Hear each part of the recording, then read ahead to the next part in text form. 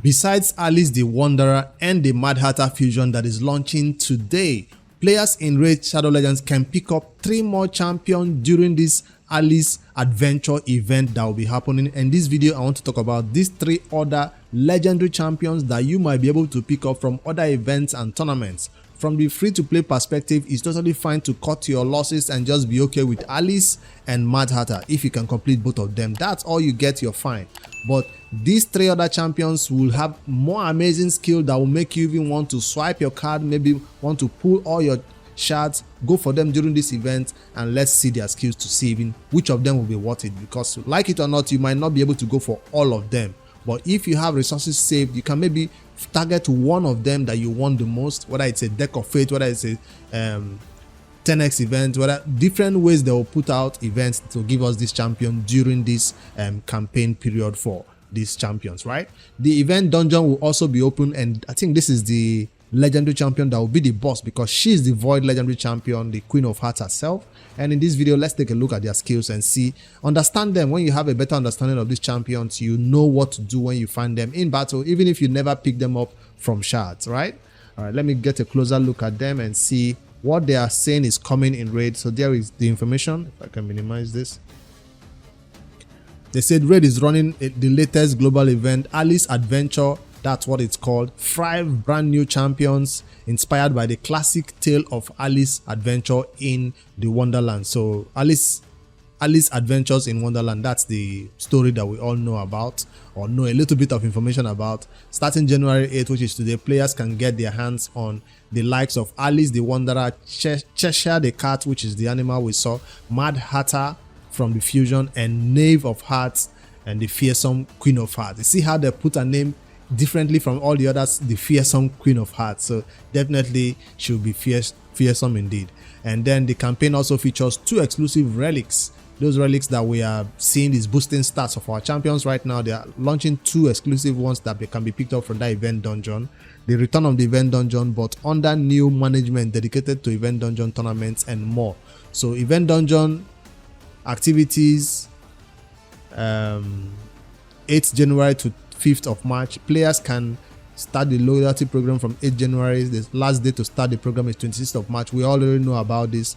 End of the campaign is 10th April. So that's the first thing you need to know. So prepare yourself for what is coming. Let's head straight to their skills and see what will really benefit when we get these champions from shards, right? Because that's what we all want to see.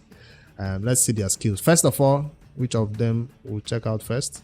Not the animal. Yes, Queen of Hearts first of all, because that's the one we want to fight in the event dungeon. I think our skills were already out, and there you go right here. Most players who missed out on getting Odin, the Fae Father, now see crazy things he's doing in the arena. So most players would want to go for this, the boss of the event dungeon this time around. I just see that Odin was missed by a lot of players because it wasn't so easy to get in, being a void legendary and all. So she's also void legendary. I hope her skills match up to a standard of his caliber and maybe better. Attacks all enemies on her A1 places 60% decreased defense. A1 decreased defense is crazy. Yeah, she's a boss, so what do you expect? The A1 decreased defense right there for 2 turns also fills the turn meter of all allies by 5%. That's a little turn meter fill for our allies, not a lot. Removes all debuffs from all enemies on the A2, then places Death Brand. We've seen that debuff before in Raid. Debuff on the initial target for 2 turns, also places True Fear debuff on all enemies for 1 turn. Are they giving her the same skill as Odin? Fills this champion's turn meter by 5% for each debuff, for each buff removed by this skill. So I don't think that skill is that, hope the True Fear can be resisted, hope the True Fear can be cleansed, the True Fear can also be blocked. Yes, so that's also something similar like Odin. When he does that, he's stunned, right? That's why I say it's kind of similar. So places True Fear. It's not a 2-turn True Fear, it's just a 1-turn True Fear. So if you miss your turn once, you can get back into the battle. 7-turn cooldown, booked down to a 5-turn cooldown on this skill, which gives you enough time to do things in battle, right? Remove all buffs from all enemies. So that's going to remove all your buffs. You want to wait in battle before you use this skill. Don't go straight into it. When we fade that event dungeon, we'll figure it out. Teams up with all allies to attack a single enemy. An ally attack champion void affinity before attacking places increase attack on all allies for 2 turns. It decreases the cooldown of this champion's A2 by 2 turns if the target is killed. Of course the target is going to be killed. Anybody you target with this type of ally attack is going to be killed, and it makes her A2 goes on a 3-turn cooldown. It goes from 7 to what? 4? From 4 to 2. Damn. From 7 to 4 when you spend books on it, then from 4 to 2 turn. That A2 will be happening a lot then, especially if you kill somebody. But I hope this one we can use block damage and, you know, try not to get nuked by this counter attack or this ally attack. For every buff this enemy, for every 10 buffs the enemy team receives, grants this champion an extra turn. Something similar to Odin again, where you do something, number of times you do it, he just places that block damage, right? So that is something similar. He grants her an extra turn. She might go with extra turn to do you an A2 and A1. If there are multiple champions, this skill will increase accuracy by 10. So from what I see, this champion is just going to be annoying. They've just built her to be an annoying boss for us to have difficulty with. But with high speeds, you can go 1 for 1 and figure out when to use this. I think we can auto this boss. Definitely, it's not as bad as Odin. It's not block damage. She can't block the damage, right? And we need to see which side art she's bringing along with her also. So Queen of Hearts, not that bad at all. I can definitely take her. I can take her. So as a champion, to own her, is she going to be worth going for? To pull from shards or from a dedicated event, from a card flipping, deck of fate? Is she going to be worth it? Void legendary. She's a boss. She has conditions that will be met if you take 10 turns. Extra turn. She reduces at A2 to a 2-turn cooldown instead of a 4-turn cooldown where it should be. She's definitely going to kill somebody with that ally attack. So she's going to be one of your best ally attack champions because of this extra turn mechanic. The ally attack itself is on a 4-turn cooldown. And if she's getting extra turns right here with this her passive, this ally attack or this skill feels like they are almost on a 1 cooldown. This is going to be happening a lot. This champion is amazing. Her A2 and A3 will be happening a lot, even more than the A1. Alright, let's see. Good luck to all of you facing this champion in that event dungeon. I'm sure endgame players will figure out teams that can do it, even budget teams, really soon once it comes out. This next one that is coming out at the same time with this adventures, Alice Adventure event, is Cheshire Cat. It's an A1 attack, 1 enemy. If this champion is under veil or perfect veil buff, attacks all enemies instead. So you want perfect veil so you can use an AoE instead of a single target. Places perfect veil on this champion for 1 turn. So he does place the perfect veil with the A1. So if he doesn't get it the first time, he will get it the next time. But I think other of his skills will place the veil on him. He's an attack based spirit champion, demon spawn. Attacks 1 enemy 3 times. Each hit will decrease the enemy's speed by 1%. Stacks up to a 10% speed decrease. This effect does not work against bosses. So why is it there? So each hit decreases, so you got a 3% speed decrease on this skill. For long battles, I think boss battles are the longer battles. No other content lasts long enough to stack up 10% speed decrease on an enemy with an A1. This effect does not work on bosses. Each hit will also increase this champion's speed by 1%. Now that's better. So if this champion kills an enemy, places perfect veil buff on this champion, and the ally with the lowest turn meter for 2 turns. So perfect veil buff on somebody else and him. So his A2 also places perfect veil. I bet all his skills will place perfect veil on him. This skill is on a 3-turn cooldown. It's quite strange, but definitely he wants more speed, I guess, to be able to use his A1 more often. I guess. Attacks all enemies before attacking, places a perfect veil buff on a 50% increased attack on this champion for 2 turns.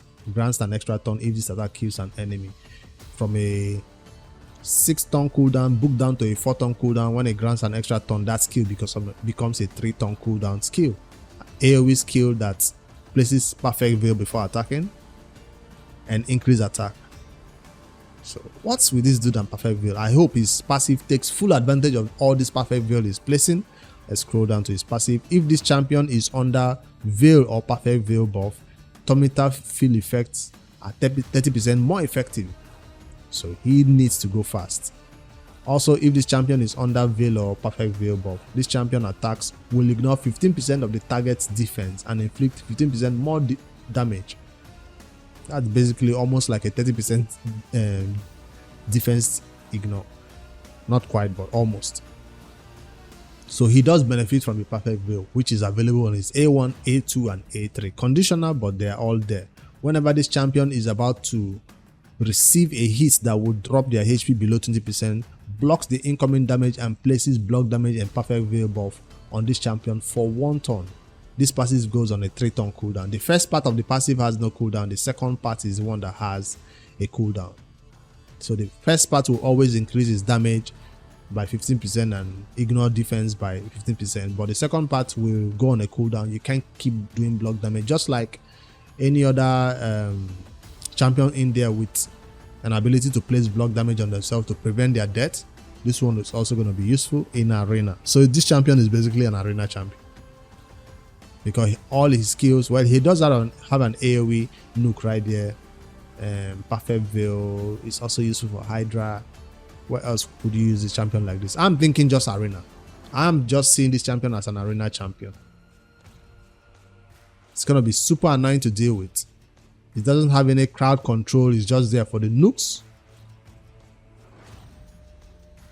So, increase speed in all battles by 19%. So they don't just want you to use him in arena. They want you to use him everywhere. That's why they gave him this aura. All right, let me see the third one that is also launching the same time.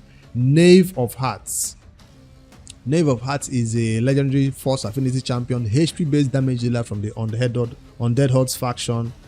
Attacks one enemy 2 times. Each hit has a 30% chance of placing a provoke debuff for 1 turn. Each hit also heals the ally with the lowest HP by 3% of this champion's max HP. So she's a healer.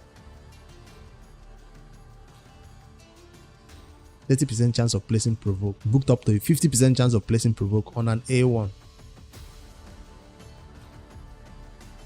Heals the ally with the lowest HP by 3% of this champion's max HP, just like a Python who uses A1 to heal somebody else with the lowest HP. That's good. So that's basically a 6% heal based on her own max HP. It's gonna be a good heal for any ally who is low on HP. Attacks all enemies, has a 75% chance of stealing 2 random buff from each target. She's not gonna have a lot of buffs, except it's all the same buffs, then no. That's a good one. It requires accuracy. The A1 also requires accuracy to place that provoke. Places a 15% continuous heal buff on all allies except this champion for 2 turns. Also places an unkillable buff and a taunt buff on this champion for 2 turns. Taunt is becoming more popular. 3-turn cooldown skill, a 100% chance of stealing those 2 random buffs, continuous heal buff on all allies except her, unkillable buff, and a taunt. Force affinity. Clan boss material. I could see it. Because unkillable is on herself. The unkillable is on herself. Arena also. This is also useful in arena. Arena also useful in arena. This provoke can be targeted for A1 provoke is kind of good. With the right masteries, you can push it up to a 55% A1 provoke. It's not the most way to crowd control the Hydra head that needs to be provoked, but could be useful as a second choice, and the taunt draws damage to her in arena. Alright, swap HP. She does look like the champion that swaps HP. Swaps HP with a target enemy and places 100% heal reduction. on that enemy for 2 turns. You swap their HP, then you stop them from healing. That's kind of mean. This debuff cannot be removed, transferred, or have its duration decreased. I thought they wanted to say this debuff cannot be resisted. Alright, she still requires accuracy to make this heal reduction work, or even swap their HP, I think. Yes. Then equalizes the HP levels of all allies.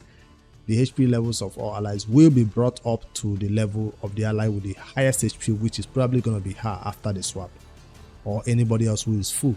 Also places 60% increased defense on all allies for 2 turns. I could see this champion being used in this new Chimera boss. I could see it, because definitely she has some good things that can be used with that content, like continuous heal, increased defense, and this ton of healing that she's bringing along to her. She could not swap their HP, but definitely they didn't intend for you to use this champion swapping HP against bosses. Obviously, it's supposed to be for general content like wave content and PvP, I think.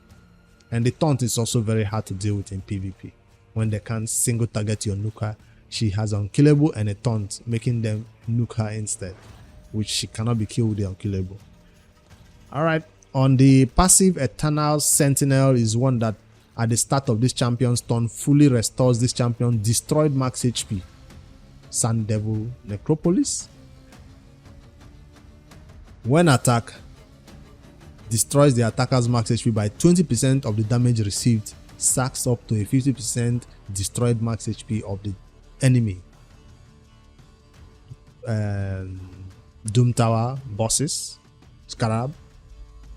So she does have a passive that has no cooldown for that destroyed max HP up to 50%. Increases the all ally HP in all battles by 30%, which is also good because she is based on HP, but she's not here for damage. I don't think this is a damage dealer by any means necessary. You need to make her what, 100k HP or something crazy like that, and full good speed above 200, 250, 300 speed if you can make it happen, or 350.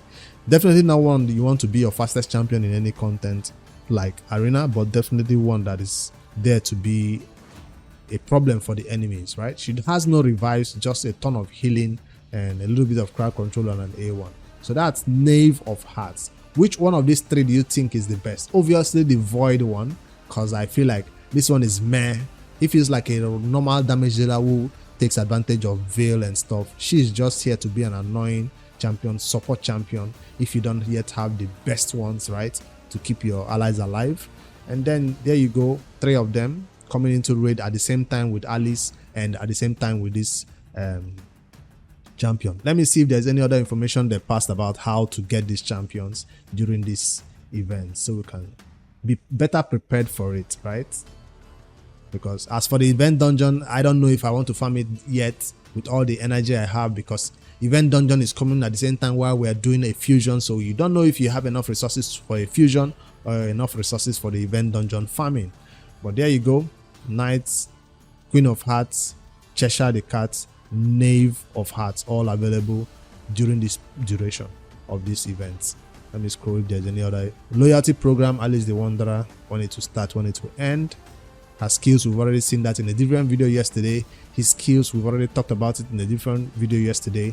And the event dungeon, what you get from pinpoint, sets and accessories. By now, most of our champions are all rocking 1 or 2 sets of pinpoint, so definitely this is one to farm, especially for those players who are skipping out on this fusion for you don't like the Mad Hatter, you think it's not going to be helpful for your endgame account. There you go, an event dungeon for you to go in there and spend your time during this period while the rest of us are busy going for a fusion, and hopefully have enough resources to spend in this dungeon also, I hope. So some endgame players will spend everything, I'm talking about money, gems, energy, in this dungeon during this time, because it's not going to be open for long. It's not going to be open for long. 3 months, I think. Or is it going to be a shorter time? Did they say how long? Event dungeon. I hope they tell us how long this one will stay open, or during this entire time. Queen of Hearts, available for players from level 6 starting January 8th all the way to 5th March. So that's a long time. Conquer the event dungeon where the Queen of Hearts has made home. Fight her and her minions to claim event dungeon exclusive pinpoint artifacts. Dungeon will be open between 8th January and 5th March. That's a long time to farm pinpoint accessories. That's a long time. I thought it's just gonna be like a week or a month.